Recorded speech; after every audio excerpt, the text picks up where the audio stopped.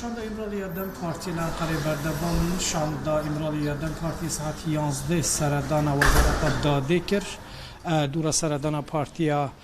پشاروج و هر وها سردان مهپیج رول پارلمانت و ها تکرن ده هفدیتنا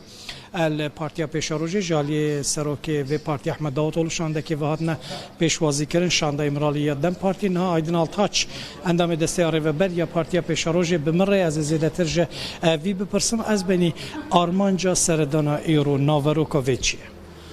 Yani Armanc ev peşeroje de ev psikilik evi çava çare bebe. O pozisyona Türkiye evi çava tevger bebe. Brastici partiye peşeroje gereki giringe çima Seroke giştiye me Brez Ahmet Davutoğlu bere Serok veziri Türkiye bu. O da demavi dahi ev prose gereki baş demeşi. Pratikavi heye o dve çava çare serbe ev psikirik fikri peyamevici gereki giringen iro şanda imrali o hevditina meji bir rasti o taybet jil serviye evi şirove bebe emi çibikin yani partiye peşeroje emi çava fikri peyamevi binin zaman emi çava jona heviyo binin zaman evi çava tevger beben o emi çibikin evi çibikin bir خصوصی دا می به بدر شیرو بکن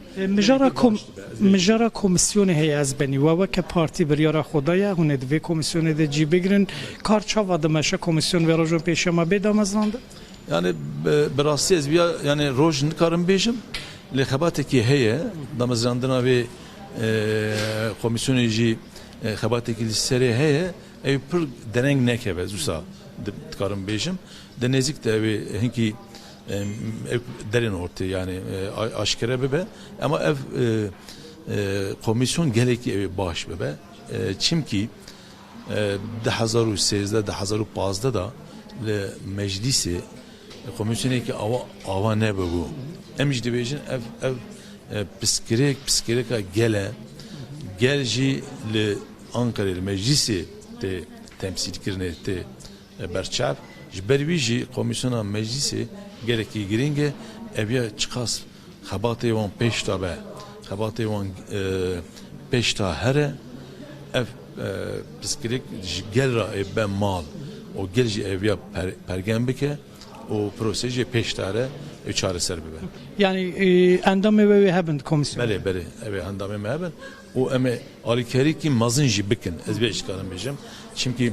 hayatan me embejin şandaya me embejin partiye me ve hususiyada 2022 da hatta ni iro levane le amede le Diyarbakır meşru